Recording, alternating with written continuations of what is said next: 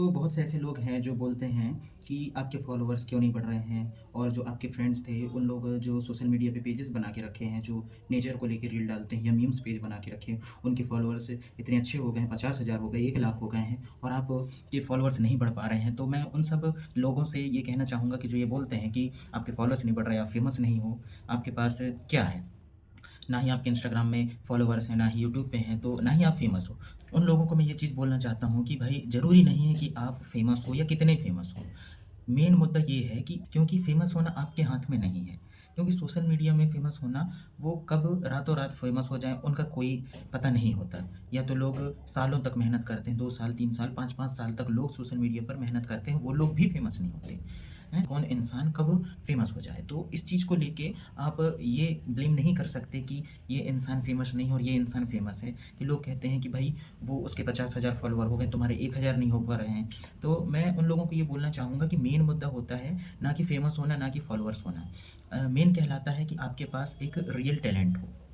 जब इंसान के पास रियल टैलेंट होता है तो उसको फेमस होने में टाइम लगता है। कुछ ऐसे हैं कि हो जाते हैं और कुछ ऐसे हैं कि साल भर 2 साल भर मेहनत करते रहेंगे तो भी वो उनको फ़ेम नहीं मिल पाता है। क्या है कि इंस्टाग्राम के एल्गोरिदम या यूट्यूब के एल्गोरिदम वो इंसान नहीं समझ पाता। अगर इंसान आर्टिस्ट है तो वो अपने आर्ट वर्क में जितना ध्यान देता है, जितना डेडिकेशन के साथ उसमें 8 से 10 घंटे लगाकर एक वो आर्ट वर्क को बनाता है, वही अगर अदर इंसान जिसके 50,000 फॉलोअर्स हैं वो अगर मीम्स कम्युनिटी वाला मीम्स पेजेस बनाया है और उस पे मीम्स डाल रहा है, लेकिन एक आर्टिस्ट अपने आर्ट वर्क को जब तक 8 से 10 घंटे में कंप्लीट नहीं करेगा तो उसका एक कंटेंट कैसे बनेगा। तो आप वो चीज़ सोचो कि एक रियल आर्टिस्ट को फॉलो करना है क्योंकि वो उस पे 100% अपना देता है, लेकिन उसे उसे 100% में से 10% भी उसको नहीं मिल पा रहा है। तो ये गलती उस आर्टिस्ट की नहीं है, ये आपकी है क्योंकि आप उस कम्युनिटी में जुड़े हैं। अगर आप उसको फॉलो करते हो तो उसकी वीडियोज़ को लाइक करो, शेयर करो, एप्रिशिएट करो।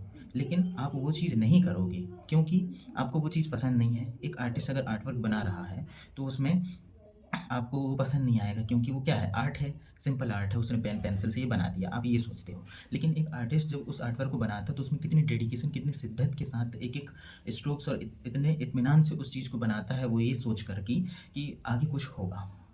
आप उसे एप्रिशिएट करोगे क्योंकि एक आर्टिस्ट की असली पहचान उसका फेम या फेमस होना नहीं, उसके कलाकार की कला ही उसकी सबसे बड़ी मिसाल कहलाती है। अगर उसकी कला की अगर तारीफ़ की जाए तो आर्टिस्ट उसमें सबसे ज़्यादा खुश होता है क्योंकि सबसे हैप्पी मोमेंट होता है एक आर्टिस्ट का कि उसकी आर्ट वर्क की तारीफ़ की जाए। तो आप इस चीज़ को समझो और कंपैरिज़न करना बंद करो कि उसके 50,000 फॉलोवर, 1 लाख फॉलोवर हैं, आपके इतने कम हैं। तो कंपैरिज़न करना, ये चीज़ें बंद करो क्योंकि एक कंटेंट क्रिएटर जो एज़ अ नॉर्मल कंटेंट बनाता है और एक आर्टिस्ट में बहुत अंतर होता है क्योंकि वो कंटेंट क्या है कि वो बना लेगा। 1 घंटा 2 घंटे में वो चीज़ वो बना सकता है।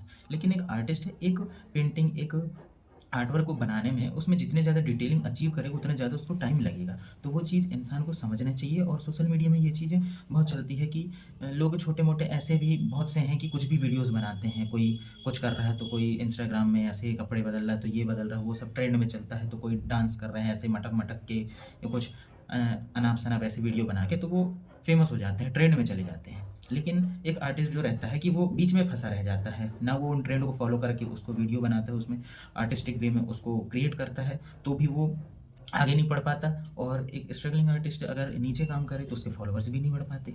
तो इस चीज़ का जो मुद्दा है, ये सोशल मीडिया में बहुत ही सीरियस टॉपिक पे चल रहा है कि भई इंसान अगर करे तो करे क्या? ट्रेंड में वो बढ़े कैसे? ट्रेंड के साथ वो चले कैसे?